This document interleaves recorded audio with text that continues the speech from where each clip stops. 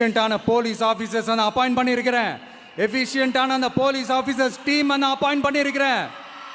பெண்கள் பாதுகாப்பான அந்த சிங்கப்பெண் காவல் படை நெக்ஸ்ட் வீக் அதை இனாகரேட் பண்ண போறோம்.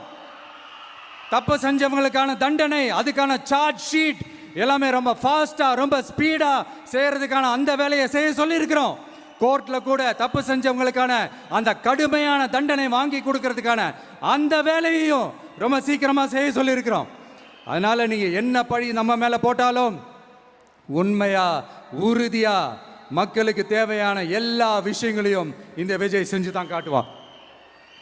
இப்படியெல்லாம் நம்ம சொல்றதுனால இவங்க என்ன சொல்லுவாங்க தெரியுமா? அவங்க தான் ஆட்சியிலே இல்லையே, அப்புறம் ஏங்க அவங்கள குறை சொல்றீங்க அப்படின்னு கேட்பாங்க.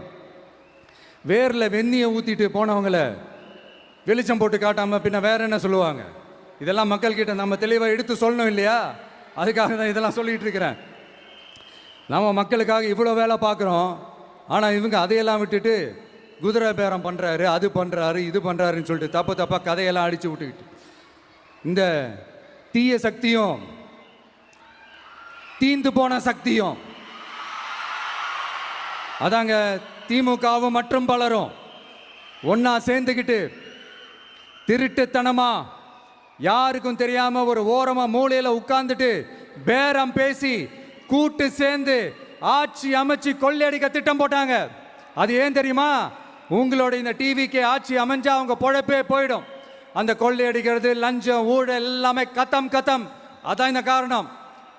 அடுத்து ஸ்டாலின் சார், திமுக வந்து இப்போ தீய சக்தி மட்டும் இல்ல, மக்களை விட்டு ரொம்ப தூரமா போன தூர சக்தி, ஓர சக்தி, கோர சக்தி, பார சக்தி.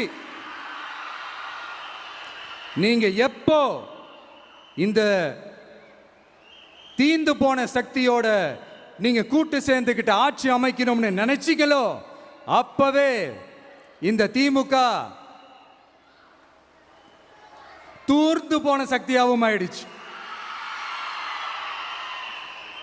நீங்களாம் நம்மளை பத்தி அவதூறு பேசலாமா சார்? இது நியாயமா?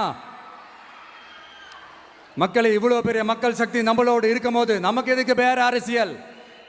எலெக்ஷன்ல 50-60 வருஷமா இருந்த சாதிய உடைச்சிருக்கிறோம், மதத்தை உடைச்சிருக்கிறோம், காசு கொடுத்து ஓட்டு வாங்கறத உடைச்சிருக்கிறோம்.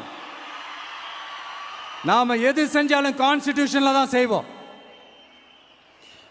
நாம சிங்கிள் மெஜாரிட்டி வாங்கி இருந்தாலும் நம்மளை நம்பி